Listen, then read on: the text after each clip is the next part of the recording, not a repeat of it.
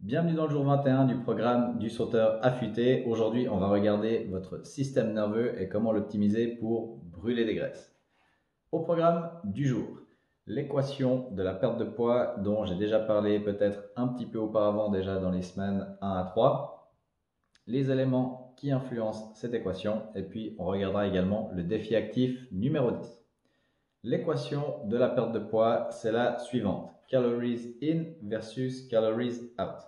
C'est l'équation évidemment la plus répandue quand on parle de perte de poids.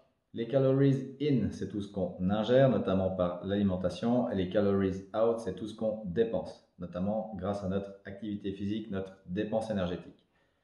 Cette équation, évidemment que lorsqu'elle est à l'état d'équilibre, donc quand on ingère autant que ce qu'on dépense, on est dans un état d'équilibre, d'accord?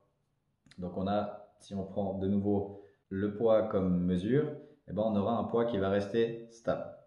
Ensuite, pour la perte de poids, évidemment que dans cette équation, on va vouloir avoir plus de calories out que de calories in. Donc on va vouloir plus dépenser et brûler des choses que de choses qu'on ingère. Évidemment, comme ça, on va évidemment brûler plus de graisse et perdre du poids automatiquement. Attention avec la perte de poids.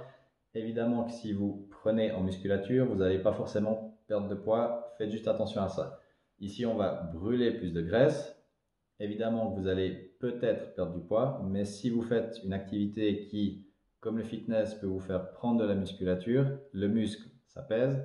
Donc, juste le poids sur la balance est quand même à prendre avec des pincettes, d'accord? Ce qu'on va regarder ici, c'est surtout votre affinement de silhouette et puis votre sensation de, voilà, bien-être et puis d'énergie peut-être retrouvée dans votre corps. Ensuite, attention quand même aux extrêmes avec cette équation. Quand je dis les extrêmes, ça veut dire quoi? Ça veut dire dans un cas que si vous avez beaucoup trop de dépenses et pas beaucoup d'apport avec cette équation, ça va vous amener à des situations type anorexie, où les gens vont tellement dépenser, tellement tout le temps se faire à la limite vomir dans les cas vraiment extrêmes et rien ingérer pour perdre du poids. C'est des choses notamment qu'on voit dans les activités comme le mannequinat ou des choses comme ça. Évidemment qu'on ne veut pas tomber dans cet extrême-là. Donc faites attention, même si on veut perdre un peu de poids et brûler des graisses, à ne pas tomber dans l'extrême de je mange plus rien et je me dépense comme un fou. D'accord? Et puis de l'autre côté, on aura tout ce qui est obésité et surpoids. Ça, c'est dans le cas où on aura beaucoup plus d'apport par rapport à nos dépenses. C'est un phénomène qui est quand même en augmentation dans nos sociétés, où on a une augmentation du taux d'obésité et de surpoids, notamment à cause de la sédentarité. Parce que dans nos sociétés actuelles, on bouge beaucoup moins. Avec la voiture, on peut aller partout, tout le temps, tout près, surtout. Et du coup, on a une activité physique et une dépense calorique qui est beaucoup plus moindre que ce qu'on pouvait avoir il y a 50 ans. Donc attention à ça aussi. Évidemment que pour l'intérêt de ce programme, on va quand même essayer d'éviter de tomber plutôt dans le côté anorexie. C'est pas le but, mais ici le but ce sera quand même de dépenser un peu plus que ce qu'on ingère.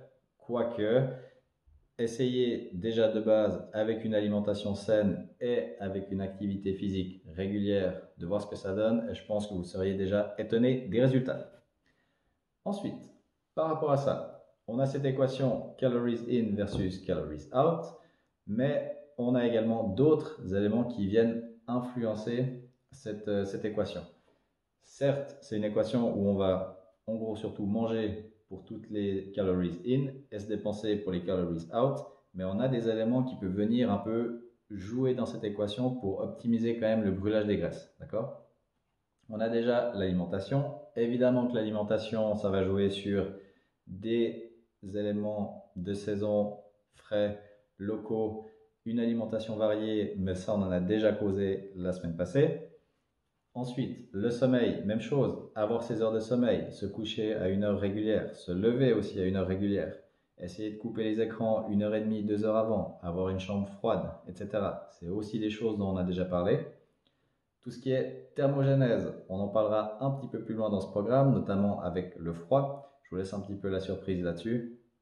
Et puis, évidemment, on a le système nerveux. Le système nerveux, pourquoi? Je vous ai mis ici qui prépare le corps à brûler des calories en anticipant l'activité à venir. Il y a des études qui ont été menées sur des personnes qui, par exemple, juste en imaginant qu'ils allaient faire une activité physique, qu'ils allaient se préparer mentalement à se dépenser, eh bien, le système nerveux mettait le corps déjà en condition de brûlage de graisse alors que l'activité n'avait même pas encore commencé.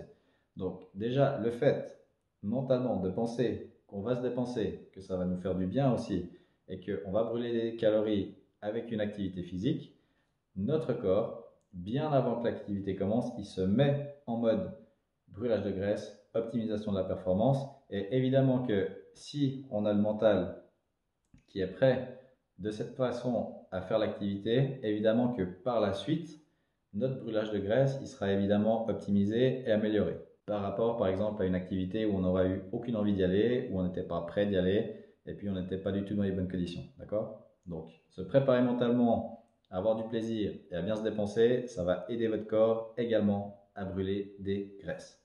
Ensuite, ce qui nous amène au défi actif numéro 10, qui est marcher 20 minutes. C'est un défi que vous avez déjà eu dans les semaines d'avant. Ici, la seule chose qui change, c'est qu'on va augmenter le temps où vous allez devoir marcher rapidement. Donc, vous allez commencer par 5 minutes tranquille. Ensuite, enchaîner par 10 minutes de marche rapide non-stop. À nouveau, trouvez un rythme soutenu que vous arrivez à tenir pendant les 10 minutes. D'accord? Si vous avez de quoi traquer un peu votre vitesse, votre activité, faites-le. Il y a plein de montres connectées qui peuvent faire ce genre de choses, donc pourquoi pas. Prenez votre montre, regardez votre allure, tenez votre allure pendant les 10 minutes et ensuite vous finirez par de nouveau 5 minutes facile.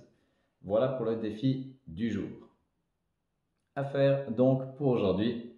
Le défi de la semaine, évidemment, vos 5 minutes de corde à sauter par jour. S'ajoute à ça le défi actif numéro 10. Et puis, évidemment, vous pouvez toujours évaluer votre forme du jour.